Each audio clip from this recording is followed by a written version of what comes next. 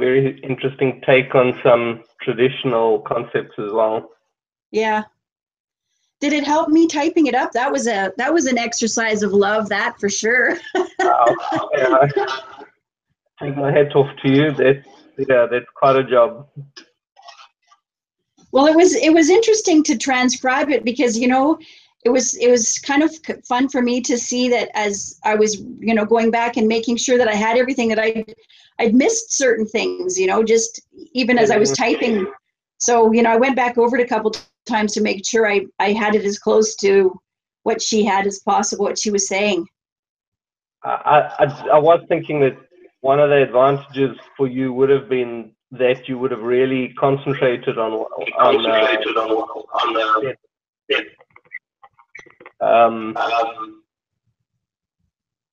yeah, so that you really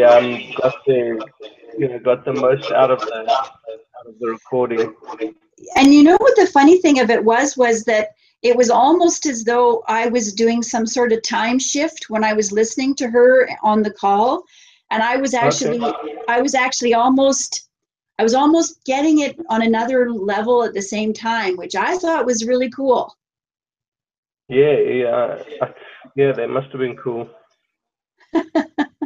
So John's saying we should try and get these on Focus 27. I don't know. We'd have to figure out a way to meet up there in the first place. Are you quite adept at getting to 27? No. I still need lots of practice actually with all the focus levels. I'm not that good. It takes a little bit of I don't know. Like, I'm not good at getting there on purpose each time, but I do have enough data points, I guess is the word I'm looking for, that I kind of know where I'm at when I get to these places or these stages. So that's kind of nice. It's funny you asked, because last night I was actually thinking to ask you guys, do you use some sort of a regular visualization,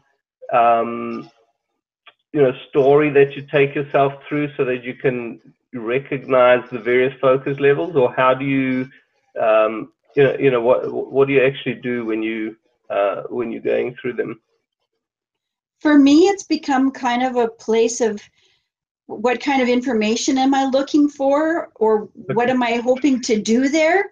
And it seems to be more of almost a feeling for me that it's when I'm looking for answers to questions, it seems like, okay, that's Focus 12 sort of stuff. Okay. But I can't be positive that I'm actually at those same focus levels from that. But it's kind of my intention of, okay, I kind of know Focus 12 is the place to go to ask questions. So I kind of intend to go to that space. Yes. And then it seems that it's easier for me to get the answers to the questions at that point. And then if I'm doing readings for people, or if I'm, then it's almost like it's a different, it's almost like I kind of go into a different area of my brain. And I don't know if that makes sense or not, but it's like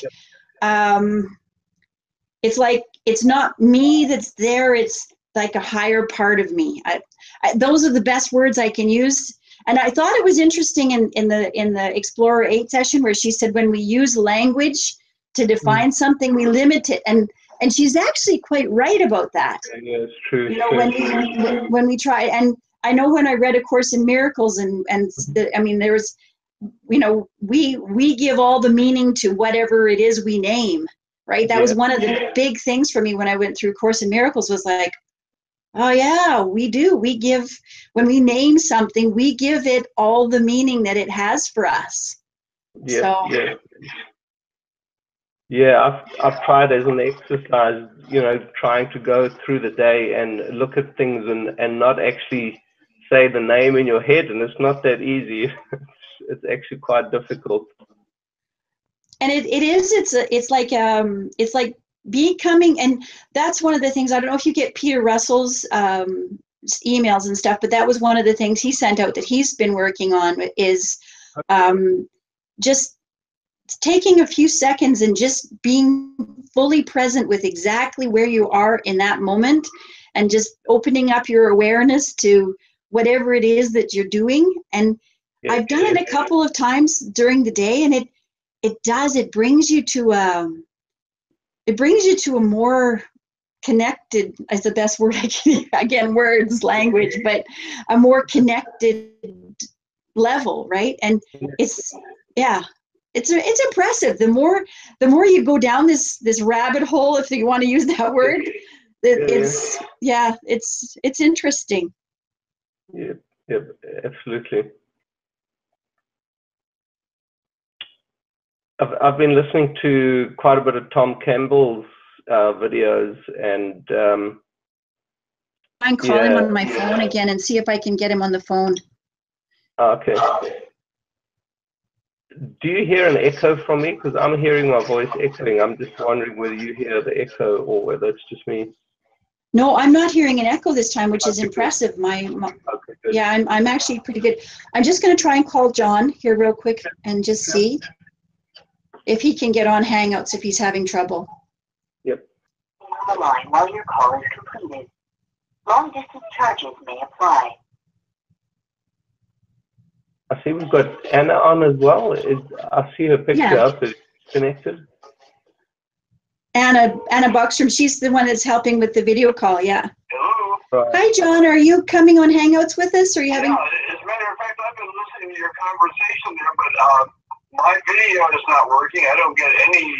I get yours, but mine doesn't show. Okay, because we're not hearing you. I can hear you, but you can't hear me. No, we can't hear you. So do you want me just to leave you on the phone with us? Yeah, I think that's probably best. I'm going to have to be a passive participant for now because I think technical difficulties have overcome my limited technical knowledge. Oh, no worries. We've had our own technical issues this morning, so we'll get this figured out. And it's good that it's just this small group of us for right now, because I think this is something that we can certainly get more people interested in our calls and our talks at some point. So. What's the advantage with this new site? What is to be gained by doing that? Jeff, can you kind of explain the new vMix? Do you have a moment to tell us? Jeff, are you hearing me? I don't know if Jeff's hearing me or not. I can hear you fine on the audio, the feedback from Hangouts. Jeff, your audio is muted. I can't hear you. Your audio is muted, Jeff.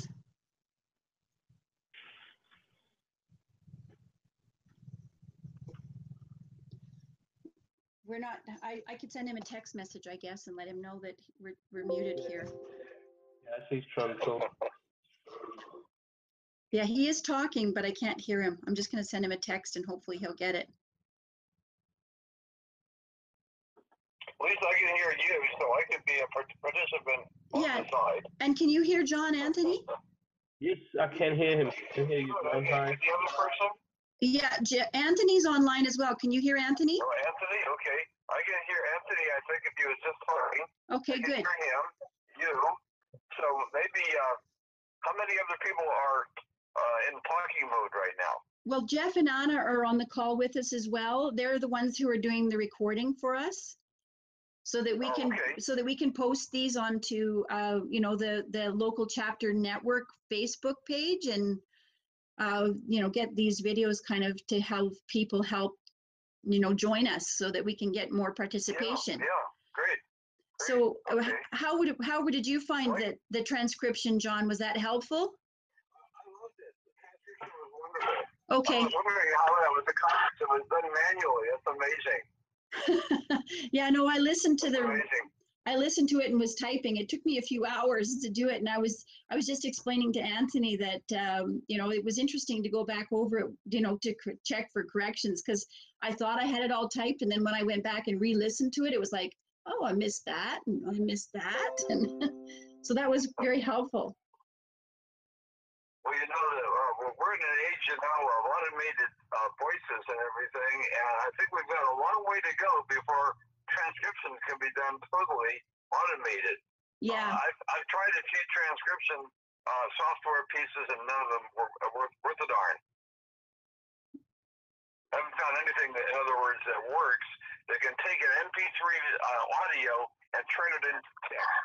It just doesn't seem to be out there yet, technically. At least I haven't found it yet. Well, I'm going to try dragging Naturally Speaking for the next one. So. Well, good. Well, thank you for going to that trouble. Oh, it was amazing. My pleasure. I listened to the tape recently within the past week, and it brought back a lot of those themes that are so important. You know, when you're discussing it, you want to be able to go back and accurately remember. Yeah. And the transcription definitely helps. Well, good. So, did you get any insights? I was thinking of Robert Butt, you know, transcribing from Gene Roberts. he must have been quite a stenographer. Must have been. With her. Yes. So, did you get any insights, John, into the exercise, the Explore Session 8? Was there anything there that was kind of like an aha for you? Well, you know, I just listened to the tape. Yeah.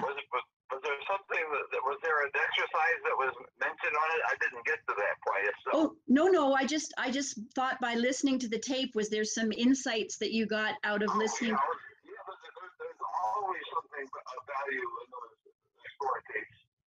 Some more and some less, but this one here deals with a sensitive subject for a lot of people. I come from a mixed religion family. You know, I was raised Catholic originally. Some of my members of my family are still loyal Catholics, and there's others who have gone to the evangelical Christian side, and they would be very offended by all this that was in that tape. They would find it absolutely revolting because they're into what you might call the ideology very heavily. So. When she started talking about Christ, I cringed a little bit because I remember some of those discussions we had in the family, but I saw how she was handling it, and then I got, you know, really comfortable with what she said about Christ. Okay, so that it wasn't offensive to you then? You found it? No, not at all. Yeah. Okay. It wasn't at all. I didn't know what was going to come out, but you know the way it was handled. ROMC was a good reader. She apparently reads these things as they're scrolling in front of her. Is that the way she does it? Well, that was the impression I got by listening to the exercise. It was as though she was taking dictation from the larger consciousness system, At the very beginning, she describes that she sees words coming down, you know, so I presume that she was, and she reads kind of like in that fashion, you know, kind of mechanical, but, you know, the information is fabulous. Yeah, I thought it was. And I would have loved to have been privy to some of those sex talks too, but we have the books, you know, so we don't really need to talk the talks. But you know, there's so many different threads, and weaving them all together, you know, is really interesting. Well, and that's kind of the take that I got on it too. Was it is up to each of us individually to get our own information. And that's one of the things I like about doing the meditations with TMI is it after a while you do start getting a link of your own that you can go and ask questions, and you can ask for the answers, and you can, you know, you can start getting to a place where it's like, okay, I think I understand. Those are supplements really come fast and furious at times, you know. Like every once in a while, I'll be reading a set book, you know, and I'll find something, or I'll be listening to Bob Munroe, you know, at the end of his third book. It's a fabulous section, you know, especially when he talks about the missing basic. I love the missing basic. You know, he tried to lead you on to the third volume. Well, what is the missing basic? You know, right? He finally reveals it, but it takes a long time, and that keeps you involved in the conversation. Keeps you thinking. You know, about what it's all about. So it keeps you focused. Everybody has to have a basic for themselves, I think, too. Right. So I think Bob's basic may not be the right basic for everyone. So what was Bob's basic that you read? Oh, as I understand it, that there is a creative source for everything. You know, right. There is a creator, and everything does come from a common source, and it's a beautiful idea. I've always basically held that since I left Catholicism and became a Buddhist. You know, it's always made sense to me. But I would go my own leading is in other directions. Not that isn't valid, but I would be going more towards love, you might say, as being the missing basic for me. You know, well, and that's Tom. The supreme basic. That's Tom Campbell's as well. Is we're to becoming love, and I find that. Yeah, exactly. I find myself that. Well, I ought to catch up with Tom Campbell's videos if he has it there, because that resonates more with me than anything else. Is the concept, that we should become as it were, a living flame of love, broadcasting to all of the creation, not just the human creation, but all of creation, and everything. I've already gone through the exercise of adopting the entire human race as my spiritual family, So right. I have a few people I have to take care of. Well, and I think that was what Rosie was trying to get to in the first part of the tape, as well as being more loving, and that's part of that consciousness that's within all of us. Is that love consciousness? Absolutely, yeah. And so I really thought that. The funny thing is, I was never that much of a bhakti type of person. I was more. I was reading the book "Be Loved Now." I don't know if you're familiar with that, Ram Dass. Okay, and at the beginning of that book, he says, "Hey, I basically love the Buddhist idea, just seeking for consciousness exploration." But then he met his guru, and then love took over. I tend to be a little bit more in that mode right now, and it's funny because this is a big change for me. I was more in the consciousness exploration mode before. Right. Not that they are in opposition anyway. They go together, obviously. Right. They go together. But everybody has their own calling, I think. Yes, and we do tend to have something that we specifically came here to accomplish. I think each of us has that. Exactly. Yeah. That's it. We've been sent here. We're part of a part of a part. That's one of the things I love about reading Seth, especially as it talks about not only the potential and the actual cells, but also the splinter cells. And how we're all related to everything. And that makes so much sense when you think of quantum physics theory and entanglement and things of that kind. We are all related to everything. There's nothing but consciousness. And so if you take that approach, it makes a lot more sense getting into different ways to express that. But how does that help you live your life in a better way? Oh my goodness! It gives me a focus in my life. I'm every morning I walk my dogs. I have two dogs. I go out, and I have strong feelings of being led.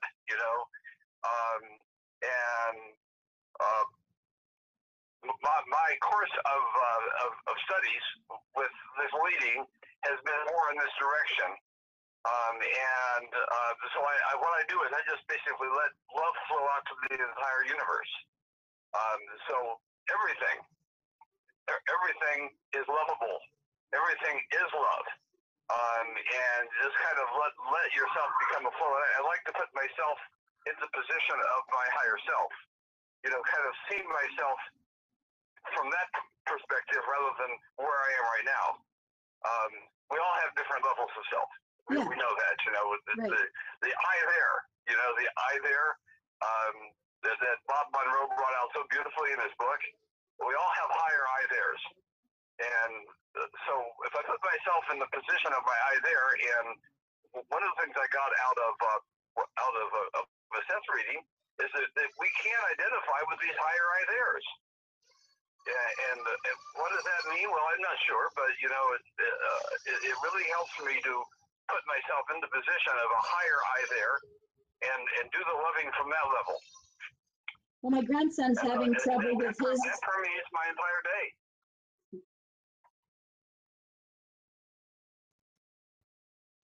My grandson. So every minute I get, you know, is an opportunity to shove off some high intensity love towards whoever needs it, you know.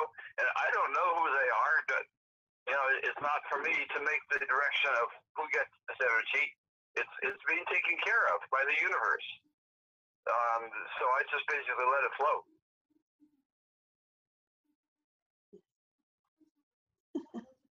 So that's where I'm at right now. Call me again in a week. Who knows? Yeah, well, and that's true. I mean, we all have moments where we do that, and then we have other moments, you know, and we still have a life to live, right? And so being that as a philosophy. I'm extremely busy, you know. I'm not independently wealthy at all. I have to work. I put in around 60-hour days, weeks. I mean, 60-hour days. Wow, that'd be a feat. That's impressive. Yeah, that's impressive. Not quite that bad. Yeah. You know, but having something that can basically sop up the energy that ordinarily would go to waste. You know, I direct it outward towards in love to everything that needs it out there. You know, the entire universe of need. And I'm particularly interested in the characters who are in the position of leadership. You know, Putin, Trump, Assad, all those people who have many negative characteristics, but they are actually, you know, they're following something, you know. It may not be the right thing, but, you know, if they could go into their heart somehow, if we could send them an impulse somehow through love that would bring them into their heart, then whatever they did would be right at that point. You know, all we need to do is just basically get them into their heart so they are who they really are, rather than trying to just get the adulation of the world or whatever they happen to be doing. Well, that's one of the things Rosie. The richest man in the world, like Putin, you know. Yeah, Rosie talked about that in that exercise too. Is it's about, you know, those who seek power and those who are looking for that. You know already that they're not in that consciousness of what, right. You know. So they're not in their heart. So they are looking. They're not listening to themselves, their deepest self, and that's the greatest gift we can give anybody, is the ability to go to there. Because once you reach that level where you're in touch with yourself, everything follows from that. You know. Right. And so, do you think the more of us that get to that level, but we still have decisions to make to be part of this Earth level as well? So how do we? Absolutely. How do we help to encourage a new paradigm? Yeah. I love that expression, by the way. One of my favorite expressions, the Earth Life System. I really latched onto that. You know, really describes where we are. So how do we change? How do we change this system to be more in alignment with what we believe the way things should be? What things do we have to start focusing on bringing into the world? I mean, it's fine to talk about being loving to everybody in the world, but how do you bring that paradigm into a day-to-day life? I mean, we all have to deal with traffic, and we have to deal with our leaders, and you know, there's all that stuff. So how do we take our spiritual beliefs and use those to live our lives in a better way, and to have, you know, maybe, I mean, I know we all vote with our dollars. It's the purchases we choose to make and stuff, but about our political and our systems, you can't destroy something without having something better to replace it with. And I think as a group of people, we've got to start looking on, yeah, these systems are flawed. I mean, our politicians often don't have our best interests at heart, but what kind of a system are we going to replace the systems we have now with? Because you can't replace something that's broken until you've built something that's better. So those are the kinds of conversations. I'm inspired by some stories that Munroe talked about, and also some reading some other places, including stuff. But sometimes the little voice inside, it takes years to come through. Yeah. Years. Yeah. And suddenly it's there, because of something that happens in your life, and you suddenly realize, hey, I'm not living from my center. I'm living on the surface, and once that decision is made to reverse that, then crazy and wonderful things can happen. They do. You're right. Yeah. But we still have. And we can directly, I think one of the key things that I enjoy reading about, is thought forms and things of that kind, especially going back to some early books that I read, like Magic and Mystery in Tibet, where this French lady, Alexandra David Neal, she basically used the yogic methods that were in vogue in Tibet at that time. She created a thought form that was living and visible, Mm-hmm. and the thought form became independent, and she had to get rid of it. She had to dissolve the thought form. But the lesson from that is that our thoughts create realities, and one of the things that Seth talks about all the time is that everything we do creates a conscious entity that's out there, Yes. And when we create these conscious entities that are out there, every cell of our body is a conscious entity independent of any other. He goes into that in detail. It makes so much sense to me. It does. That even our organs of our body have independent units, each of which is conscious in a very basic way, but really. And so if we have the ability to kind of tie into this consciousness in some way through intention, and intention is what creates these thought forms, and that's exactly what the yogic method is that Alexandra David Neal used to create it. She just basically intended very strongly to do it, and it came about. It took her many months to do it, but she achieved it, and she took her equal number of months to get rid of it because it became independent. It was not under her control, and that's the problem I think with a lot of people, that they create things that are not under their control, and they go their own way, and they have they can have quite a negative impact on other people's lives and their own lives. And again, that's something that Rosie kind of touched on a little bit briefly in that exercise, I think. So I think it was kind of powerful. It touched on a lot of stuff, and it just. Oh, it did. It was really one of the better ones. I liked the mirror now ones, but I think this is a little bit more impactful. Yeah, it did have a lot of key points. Excuse me just a moment. Yeah. I think the power of thought, the power of intention, the fact that you're creating a living thing when you intend something strongly, that's how we can change the world. And I don't know if any of you followed the Hare Krishna or the Maharishi TM movement, of the 70s. Yeah. He wanted to actually bring together a whole bunch of meditators and go into a city, and he wanted to be paid for this. He was kind of a money-oriented type of guy, but he had a good idea, and he wanted to create a level of meditative power in a city and reduce the rate of crime. And he felt that he could do that. And he probably could have. Well, Lynn McTaggart has actually never been tried to that level, but I mean, his idea actually makes sense. I was just going to tell you, Lynn McTaggart has actually done that with her Power of 8 groups. She's sent out, if you want to look on the internet, she sent out that they've done like peace meetings with lots of people. And I'm part of a Power of 8 group myself, and we send intentions out weekly for people. So, those are the sorts of things that we can use our own gifts and our own power to start making some positive changes in a forward-looking way. Exactly. Because there's a lot of currents coming together here, and they all are kind of adding to each other and shedding light on each other. Yeah. I'm currently gone back to the Seth volume called Seth Speaks, because he deals with some topics in there that are of great interest. I went through the first volume of Unknown Reality, you know, and it was very useful, but Self Speaks is much more powerful to me. Okay. And it talks about in your own reality in that book. Go ahead, Anthony. Yeah, I was going to say, I read it, but the the Lynn McTaggart group meditation to focus on change and affecting, bringing peace to certain areas.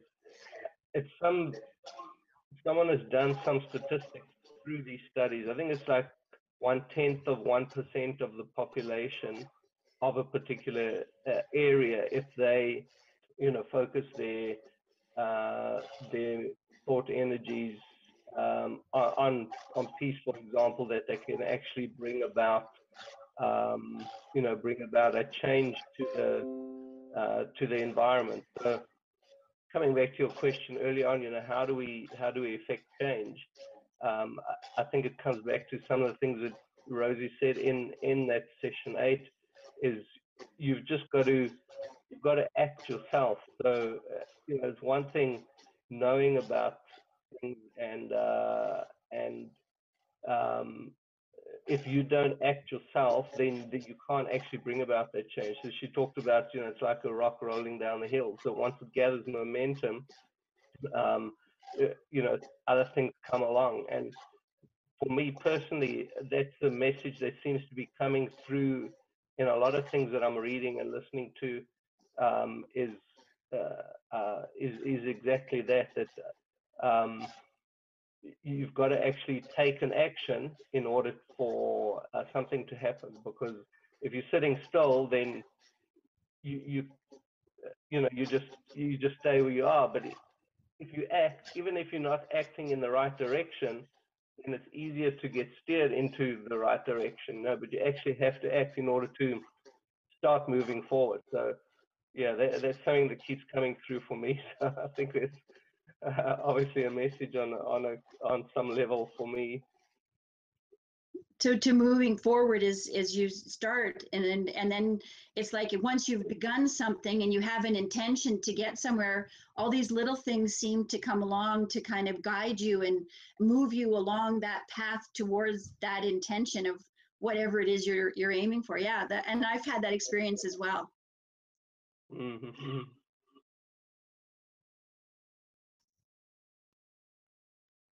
Are you still there, John?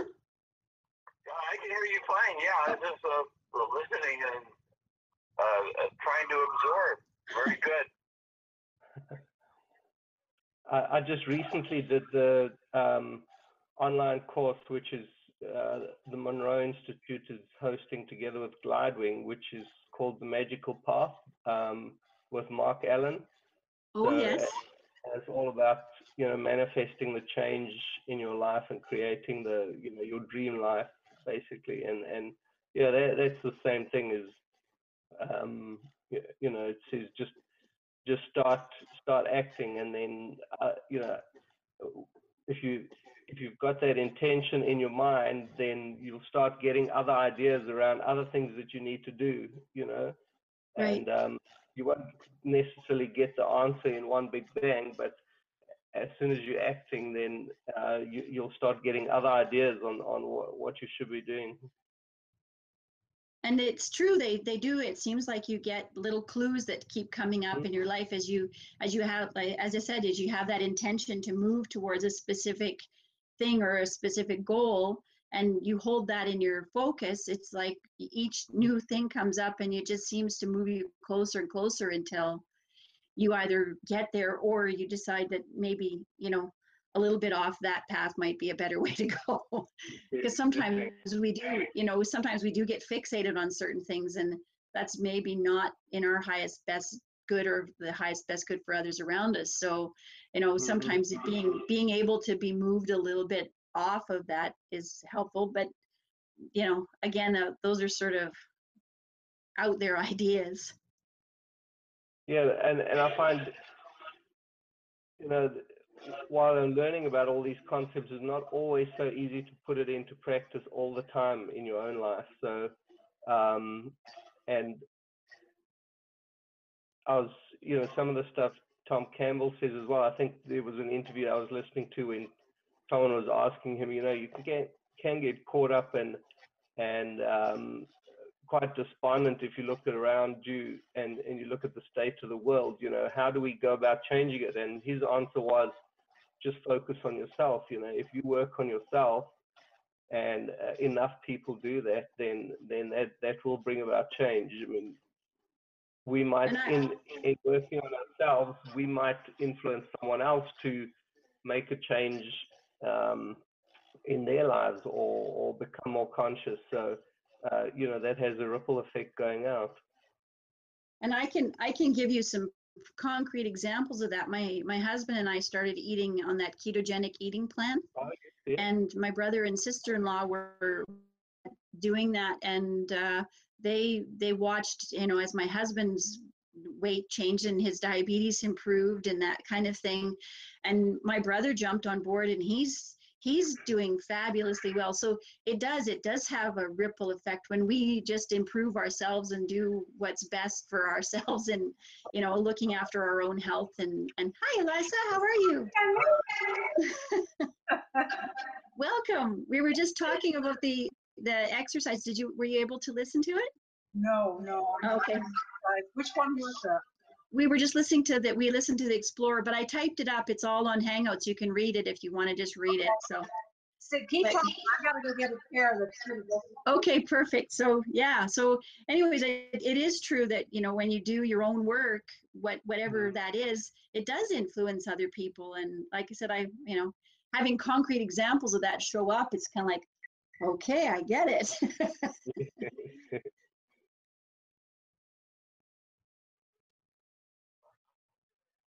Turning off, unfortunately, but it was wonderful.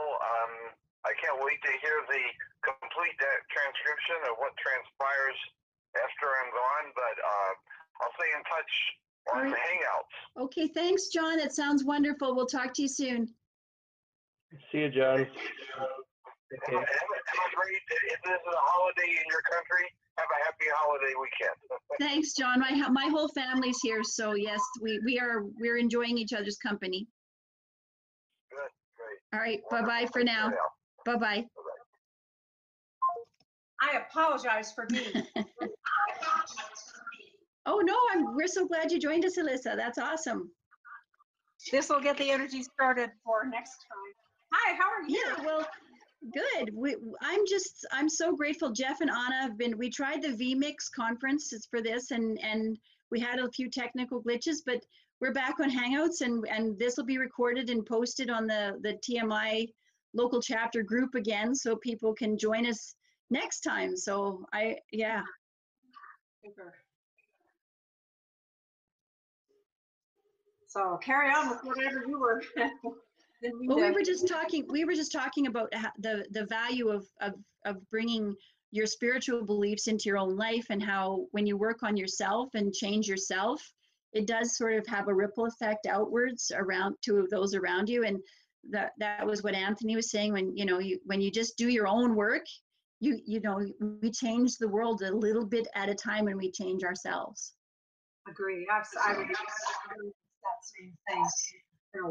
And what we are what we are in control of is doing our own work, right? And so any tools and techniques that we have to improve our own being, then that's helpful, right? Right, absolutely. And Anthony was talking about the new glide wing. Do you want to share that, Anthony, the class you're taking through TMI? Yeah, I attended the Magical Path, which is run jointly between, it's offered by Glidewing, but it's marketed and I think supported by TMI as well, because it's basically based on Mark Allen's book by the same name, The Magical Way, all about manifesting the life that you dream of.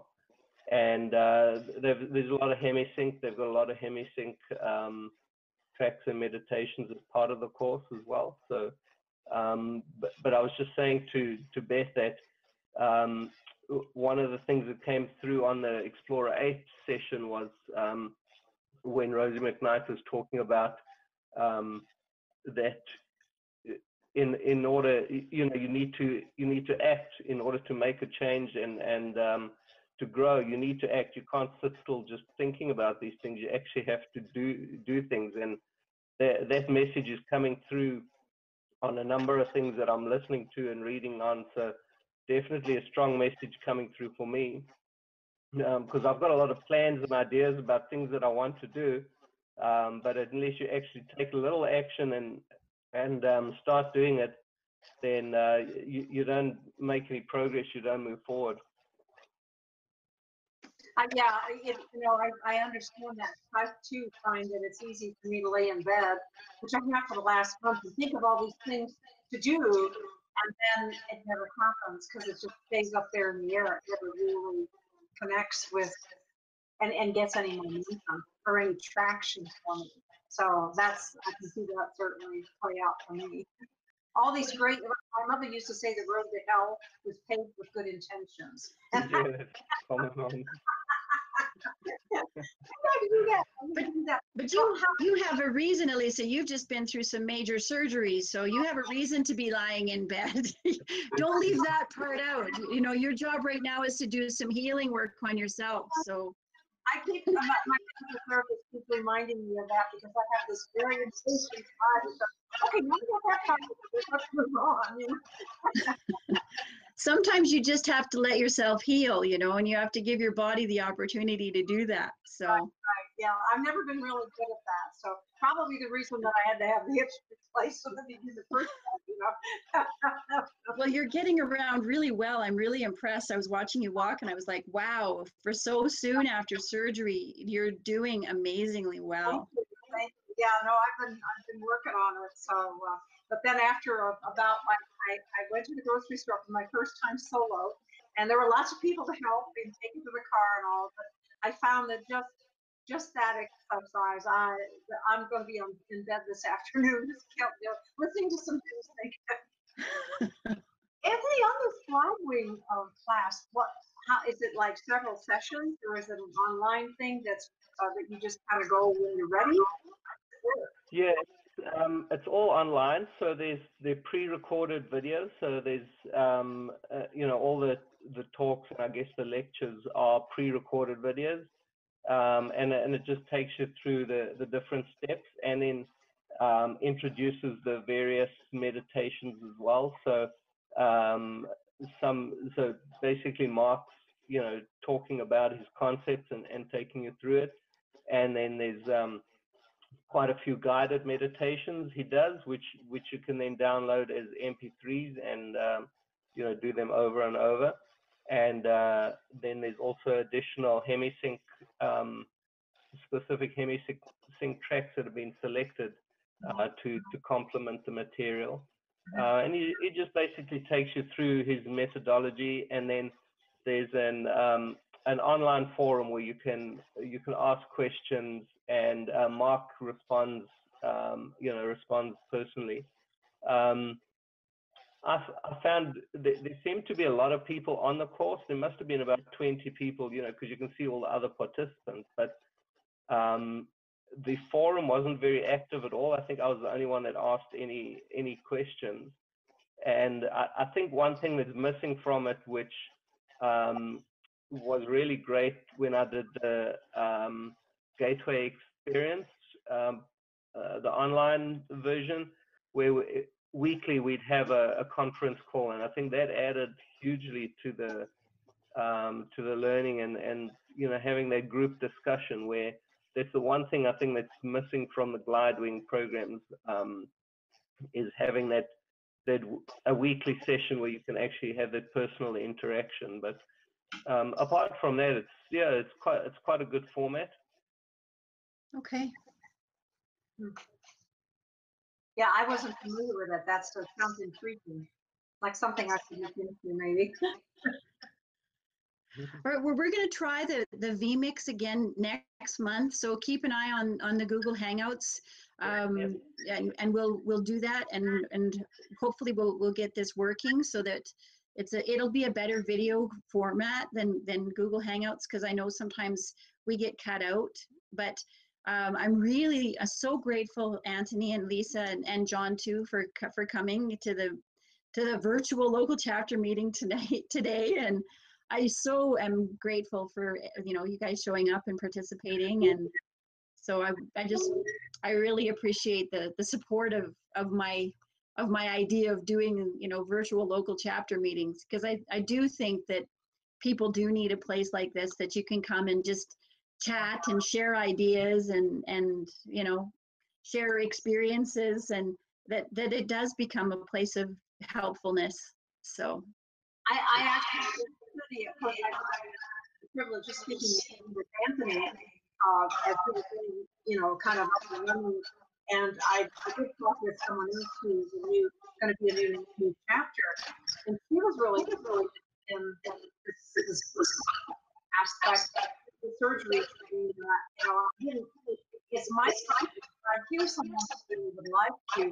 Do I just email you that you have the list, or is it forward to them to let them kind of get them on the list?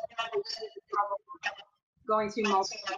So maybe talk about that next week about facilitate putting people, especially new people. I think that's a good feature. Yeah, I do too. I like the idea of being able to have the local chapter meetings in a virtual format, because not everybody has one in their town. So right. And Anthony, you would talk about you've got this potential for this widespread, people to pull them in if you could do that as well. So it's just getting the bugs worked out of the software so that we can all hear each other clearly and see each other. So Google Hangouts is improving. Yeah, I like it. I mean, what I'm getting here now actually is better than what we did for our team meetings. The free conference thing that we use. This seems to be better. Yeah. I like being able to see you. I like being able to see you and see your faces and stuff. So that's kind of nice for me. I do too. Well, again, my apologies for coming in so late. Next time, by golly, we'll, at least we'll get her done here, because I really a lot of discussion. We'll see. Hopefully, we'll see you again the first Saturday in October, and we'll try the vMix. But keep your eye on Hangouts, and any time in the between, dude. If there's something you want to talk about on Hangouts, I do my best to respond. And so, yeah, that's our open chat line, and we can start posting some things on Facebook too if you guys want. So, because we're all part of the local chapter group on Facebook. So, thank you. Thank you so much for today, and thank you, Anna and Jeff, for recording the call for us. Thanks, Beth. Good seeing you, Alyssa. Nice seeing you again. Yes, nice seeing you too. Okay. Bye. Bye. Bye.